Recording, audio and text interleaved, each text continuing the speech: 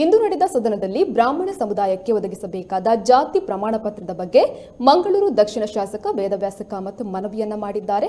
ಕೇಂದ್ರ ಸರ್ಕಾರವು ಆರ್ಥಿಕವಾಗಿ ಹಿಂದುಳಿದ ಬ್ರಾಹ್ಮಣ ಸಮುದಾಯದವರಿಗೆ 10% ಮೀಸಲಾತಿಯನ್ನ ಮಂಜೂರುಗೊಳಿಸಿತ್ತು.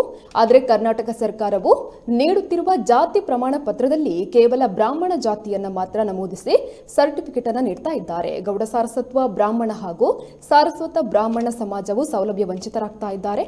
ಹಾಗಾಗಿ ಜಾತಿ ಪ್ರಮಾಣ ಪತ್ರದಲ್ಲಿ ಉಂಟಾಗುವ ತಾಂತ್ರಿಕ ತೊಂದರೆಯನ್ನ ಸರಿಪಡಿಸಬೇಕು ಎಂದರು. ಈ ವಿಚಾರದಲ್ಲಿ ಕಾರ್ಕಳ ಶಾಸಕರಾದ ಸುನಿಲ್ ಕುಮಾರ್ ಅವರು ಧ್ವನಿಗೂಡಿಸಿದ್ದಾರೆ. ಹಿಂದುಳಿದಂತ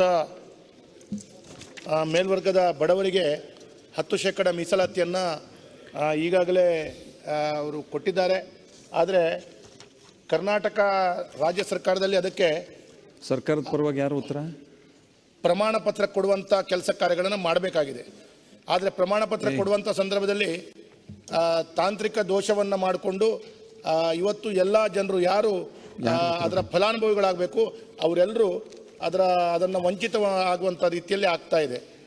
ಉದಾಹರಣೆಗೆ ಕೇಂದ್ರ ಸರ್ಕಾರದಿಂದ ಈ ಒಂದು ಏನು ರಾಜ್ಯ ಸರ್ಕಾರದ ಆರ್ಥಿಕವಾಗಿ ಹಿಂದುಳಿದ ವರ್ಗದವರು ಅಂತೇಳುವಂಥ ದೃಷ್ಟಿಯಲ್ಲಿ ಅದಕ್ಕೊಂದು ಪ್ರಮಾಣ ಪತ್ರ ಕೊಡುವಂಥದ್ರಲ್ಲಿ 10% ಉದ್ಯೋಗ ಮತ್ತು ವಿದ್ಯಾಸಂಸ್ಥೆಗಳಲ್ಲಿ ಅವರಿಗೆ ಅವಕಾಶಗಳನ್ನು ಸಿಕ್ತಿತ್ತು.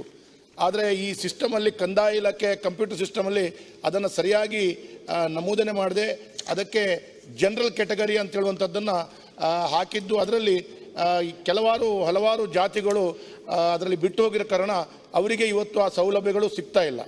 ಕೇಂದ್ರ ಸರ್ಕಾರದವರು ಮಾಡುವಾಗ ಏನು ಮಾಡಿದ್ದಾರೆ ಅಂತ ಹೇಳಿದ್ರೆ ಪರಿಶಿಷ್ಟ ಜಾತಿ, ಪರಿಶಿಷ್ಟ ಪಂಗಡ ಮತ್ತು ಹಿಂದುಳಿದ ವರ್ಗದ ವ್ಯಕ್ತಿಗಳು ಅವರು ಮತ್ತು ಇನ್ನಿತರ ಯಾವುದೇ ರೀತಿಯ ಮೀಸಲಾತಿಯನ್ನು ಪಡೆದೇ ಇರುವಂಥ ವ್ಯಕ್ತಿಗಳಿಗೆ ಈ ಸೌಕರ್ಯವನ್ನು ಕೊಡಬೇಕು ಅಂತೇಳಿ ಕೇಂದ್ರ ಸರ್ಕಾರ ಹೇಳಿದೆ. ಆದರೆ ಇದನ್ನು ಸರಿಯಾಗಿ ರಾಜ್ಯ ಸರ್ಕಾರ ವಿಮರ್ಶೆಗಳನ್ನು ಮಾಡದೆ ಅದರಲ್ಲಿ ಅವಕಾಶ ವಂಚಿತಂಥದ ಗೌಡ ಸಾರಸ್ವತ ಬ್ರಾಹ್ಮಣ ಇರ್ಬೋದು, ಅದೇ ರೀತಿ ಸಾರಸ್ವತ ಬ್ರಾಹ್ಮಣ ಇರ್ಬೋದು, ಈ ರೀತಿಯ ಹಲವು